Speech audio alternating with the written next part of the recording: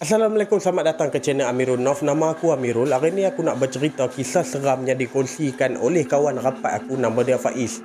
Kisah ni, sebelum ni Faiz dah share pada aku yang kisah apa terjadi di sebuah tasik yang pondok terapung tersebut tu. Kali ni dia bercerita pula, dia share pada aku kisah yang terjadi di kawasan yang dia duduk di kawasan rumah dia tu lah. Sebelum aku nak memulakan cerita ni, pada yang baru singgah ke channel ni, hampa boleh tekan subscribe dan juga tekan bell notification supaya hampa tak terlepas di video-video akan datang. Kejadian ni terjadi pada masa tahun 2016. Okey, Faiz ni dia waktu tu dia baru balik daripada kerja lah. Dia pun parking lah motor dia ada dekat kawasan parking motor tu. And then Faiz ni dia naik lah ke atas rumah kan. Faiz ni dia tinggal tingkat 7. Rumah di Pintu, tak silap aku 18 atau 19 tingkat lah totally ni lah ketinggian tu. Okey, jadi Faiz ni dia duduk lah dekat rumah apa semua ni kan. Bila yalah maklum lah waktu tu baru lepas balik pada kerja kan, daripada pagi sampai ke petang, penat lah. Lepas dah balik kerja apa semua tu, dia rehat lah dalam bilik tu. Tiba-tiba bawah Faiz tengok lah daripada bawah orang ramai. Lepas tu yang paling mengejutkan lagi, Faiz ternampak ada seorang, senang cerita, mati kan, berlumuran dengan darah. Jadi Faiz ni pun dia turun, naik ambil lift, dia turun daripada ke bawah. Bila Faiz tengok tu, rupa-rupanya kejadian orang bunuh diri. Lepas tu Faiz ni pun dia tanyalah dekat orang keliling tu, dari tingkat berapa rumah orang ni.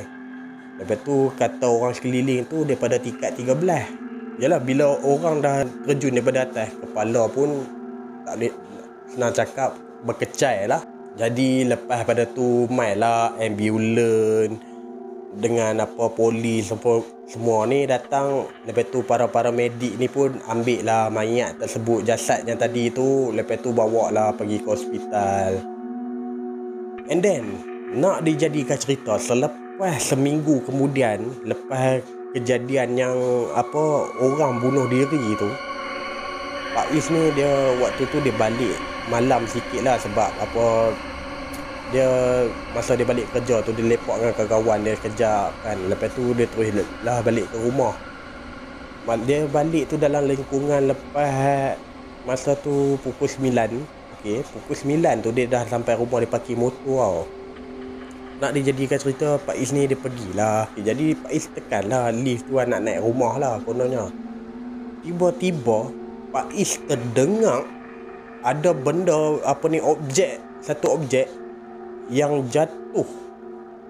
Kata Faiz, kalau dipikir secara logiknya, objek yang jatuh tu mestilah objek yang berat, besi dan sebagainya. Faiz dia terkejut lah kan. Lepas tu Faiz dia pergi dekat kawasan yang dia dengar tadi yang benda jatuh tu. Faiz dia keluar dekat kawasan dia pergilah keliling, dia cari mana datang benda ni semua ni. Jadi lepas tu Faiz dia cek tak ada. Lepas tu Faiz dia tengoklah daripada atas kan, dia bising lah, kata, "Woi, siapa balik barang ni? Kalau kena kat atas kepala orang lagu mana ni?" Macam tu lah Faiz dia cakap. Jadi lepas tu Faiz cari, tak ada apa, tak ada satu objek barang pun yang terjatuh tau. Jadi Faiz pun dia tekan lift lagi sekali, dia terus naik. Keesokan hari itu pula, kejadian tu waktu tu Faiz dia baru balik daripada kerja lah, dalam lingkungan sebelum maghrib macam tu. Okey, Faiz dia pergi dekat kawasan parking motor tu, dia parking motor bersemua. Lepas tu dia pergi dekat lift. Bila Faiz tekan je butang lift tu, tiba-tiba Faiz terdengar lagi apa yang terjadi macam semalam. Bunyi tu bunyi yang sama juga. Faiz dia dengar satu objek macam besi ataupun kayu papan jatuh daripada atas. Bunyi mesti kuat lah. Kata Faiz, kalau benda tu jatuh, mesti barang tu mesti besar, bukannya barang kecil. Kalau barang kecil setakat macam balik lidi ke apa ke, mungkin lah dengar tak dengar sangat lah. Tapi ni barang besar. Dia pusing lah kawasan keliling blok dia tu. Pak Is cari-cari pun tak ada juga. Lepas tu Pak Is dia fikir lah, mungkin apa ni, perasaan dia je kot kan. Jadi Pak Is ni pun dia terus naik atas rumah kan.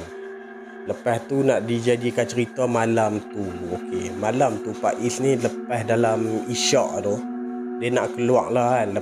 Okey, jadi Pak Is ni bila lepas isyak tu dia keluar lah. Keluar pergi apa, lepak dengan kawan-kawan dia apa semua. Masa balik tu dia balik dalam lingkungan pukul 11. Okey, bila dia balik dalam pukul 11 tu, lepas parking motor kan, dia sampailah dekat lift tu. Lepas dekat lift tu dia tekan apa butang lift tu, tiba-tiba dia dengar lagi benda yang sama yang jadi sebelum-sebelum ni. Okey, jadi Pak Is ni pun dia mula keliling kan. Dia keliling lagi sekali. Dia cari lagi apa punca dan dari mana datang bunyi yang duk selalu kacau dia ni. Jadi Pak Is dia pergilah. Dia pergi keliling-keliling kan, sampai di ke satu kawasan taman lah, taman permainan untuk budak-budak kecil ni. Jadi Pak Is bila lalu dekat kawasan tu, tiba-tiba Pak Is apa ni, dia terperasan satu orang perempuan. Bila Pak Is pergi dekat lah dengan perempuan tu kan, perempuan tu bila toleh ke arah Pak Is, hampa tahu tak apa yang Pak Is nampak? Pak Is nampak kepala perempuan tu di bahagian tengah ni bocor. Lepas tu Pak Is dia tergamam tau. Lepas tu dia terperasan, dalam hati Pak Is tu dia kata apa? Bukan dia ni yang mati pada minggu lepas tu. Dia yang apa, akibat terjatuh daripada tingkat 13. Pak Is lepas tu dia dah nampak macam tu. Hampa tahu tak? Perempuan tu siap boleh cakap apa dah? Tolong. Pak Is lepas pada tu dia terus lari bercecik naik atas rumah. Minggu yang lalu tu Pak Is dia perasan sangat. Dia tahu baju tu apa yang perempuan tu mati masa terjun tingkat 13 tu kan.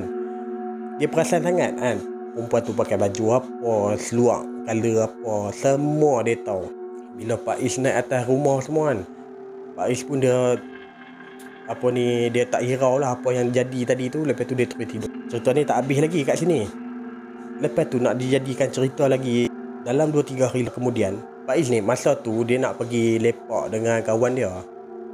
Bila dekat lift tu, bila Pak Is keluar daripada lift tu kan, okey, Pak Is dah keluar dekat apa lift tu. Tiba-tiba bila Pak Is toleh ke arah kiri, Pak Is ternampak lagi perempuan tu betul-betul berdiri di depan dia dan minta juga tolong pada Pak Is. Last sekali Pak Is pun dia lari ke arah apa ni, tempat parking motor tu. Dia start motor, lepas tu dia terus belah. Beberapa jam kemudian Pak Is apa ni nak baliklah ke rumah. Tiba-tiba dekat kawasan taman tu penuh dengan orang ramai lah kan. Lepas tu tak ramai mana, lebih kurang dalam berbelas-belas orang. Lepas tu datanglah satu ustaz ni pun dia laungkanlah azan dekat kawasan taman tu. Kejadian yang apa ni, perempuan yang terjun daripada tingkat 13 tu, masa dia jatuh tu kat taman tersebut tu lah. Sebenarnya yang terjadi ni bukan kat Faiz seorang dia, malahan ramai orang dah kena dah. Boleh senang cerita dekat orang-orang yang duduk kawasan tu dah kena. Mereka selalulah kena ganggu macam ni, minta tolong lah apalah semua ni. Lepas ustaz tu cakap kan, sebenarnya yang terjadi ni dia punya horin dia lah. Ada setengah orang pula bila mereka nak naik je, selalu lihat yang apa, mereka nampak lah perempuan dengan kepala berkecai apa semua ni. Pengajaran dia dekat sini, kita ni kecewa ke, sedih hati ke, dah give up dalam hati ke, satu benda, kita ni janganlah bunuh diri. Jangan ambil jalan pintas nak bunuh diri, kerana salah satu dosa besar ialah bunuh diri. Okey, sampai di sini saja perkongsian untuk hari ini. Terima kasih telah menonton video ni. Kalau hampa ada kisah-kisah seram yang hampa ingin share, hampa boleh DM aku di Instagram ataupun PM aku di Facebook. Kalau video ni best, hampa jangan lupa tekan like, comment and share pada kawan-kawan. Dan jangan lupa tekan subscribe and tekan bell notification supaya hampa tak ketinggalan di video-video terbaru yang akan datang. InsyaAllah kita akan jumpa di next video. Assalamualaikum warahmatullahi wabarakatuh.